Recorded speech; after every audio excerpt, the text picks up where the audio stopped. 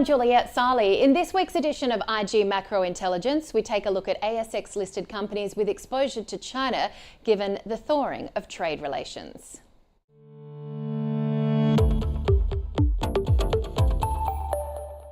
China has lifted a ban on imports from 5 major Australian beef processing facilities, in yet another sign that trade tensions between the two countries are easing. China imposed beef bans in a move to restrict imports from commodities including coal, timber, seafood and wine.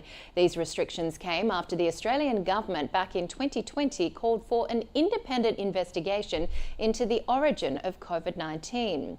Despite the bans, Australia still exported beef to China. In fact, beef exports to China lifted 26% year on year in February. Australia is the world's second largest beef exporter after Brazil, while China remains Australia's largest two-way trading partner, accounting for 27% of Australia's goods and services trade with the world in 2023. Exports to China, mainly iron ore, coal, gas and education, totaled $204 billion.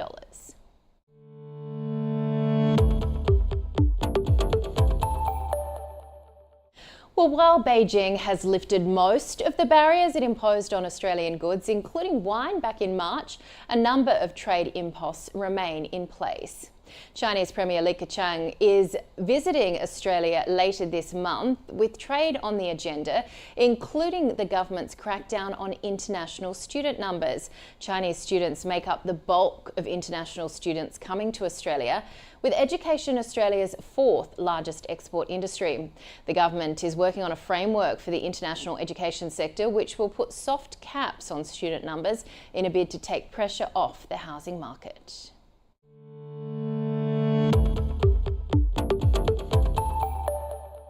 Well, with education possibly the next frontier in trade relations as Australia enforces tougher visa rules for foreign students, some ASX-listed education stocks have already seen sharp price falls, including IDP Education.